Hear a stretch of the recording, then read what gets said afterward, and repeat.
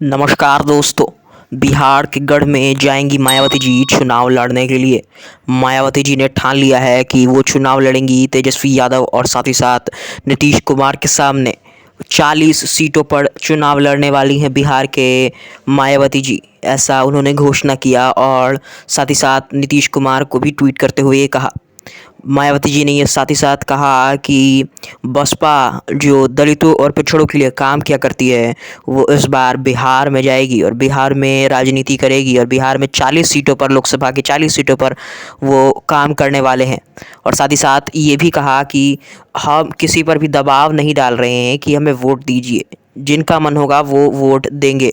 और साथ ही साथ यूपी के 80 सीटों पर जो चुनाव लड़े जा रहे हैं उसमें से कम 25% सीटें मायावती के नाम में हो सकती हैं।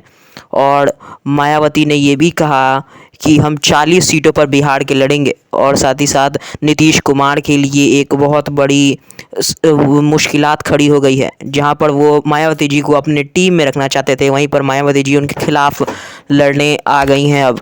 और अब ये संकेत दे रहे हैं नीतीश कुमार कि वो इंडिया गठबंधन छोड़ सकते हैं। इंडिया गठबंधन अगर छोड़ देंगे वो, तो उनके पास एक भी सीटें नहीं बचेंगी।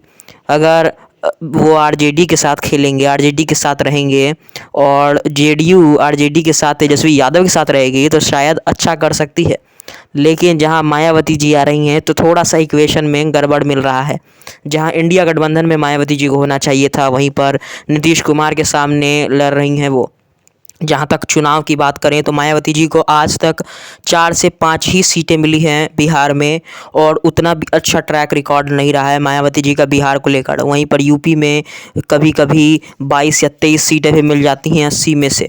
लोकसभा में मायावती जी ने पिछले बार 2019 में 10 सीटें हासिल की थी पूरी लोकसभा की। और साथ ही साथ मायावती जी ने बिहार में सिर्फ 1 सीट हासिल की थी, वहीं पर यूपी में ज़्यादा से ज़्यादा सीट हासिल की थी।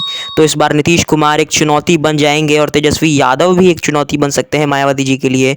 जहाँ तक मैं इस चुनाव को देख रहा हूँ तो मैं जुमला नहीं करना चाहूँगा या झूठ नहीं बोलना चाहूँगा आपके सामने। तो मायावती जी एक अच्छी नेता तो बन के उभर रही हैं, लेकिन बिहार में उनका सिक्का नहीं चल पाएगा। 40 सीटों पर या 10 सीटों पर भी वो लड़ती हैं या उससे भी ज़्यादा सीटों पर वो लड़ने की कोशिश करें 40 से भी, तब भी उनका सिक्का नहीं चल पाएगा। ज़्यादा से ज़्यादा 5 या 6 या 7 सीटें वो जीत जाएंगी, लेकिन उससे ज़्यादा सीटें उनके पास नहीं आ पाएंगी। शायद मायावती जी ने देर कर दी है, क्योंकि बिहार में अगर रैलियां कर रही हैं वो, ऐसा वो बताती हैं कि हम लोग की टीम मेंबर्स बाहर भी जाकर रैलियां करते हैं, लेकिन अगर तेजस्वी यादव के सामने खड़ा होना है, लड़ना है, तो शायद उनके दिमाग जितना सोचना पड़ेगा, लोग उन्हीं को वोट देंगे। क्योंकि अपने गढ़ में सिर्फ लोग उन्हीं को वोट देते हैं जो उस गढ़ का होता है, जो उस स्टेट का होता है। तो तेजस्वी यादव को इनडायरेक्टली वोट मिलेंगे, ना कि मायावती जी को। और अगर यूपी में लड़ती हैं मायावती जी तो कम से कम 25 से 28% सीटें मायावती जी को मिल सकती हैं, ना कि योगी को मिलेंगी। और अगर हम बात करें तो मायावती जी जीत सकती हैं यूपी का चुनाव, ना कि बिहार का।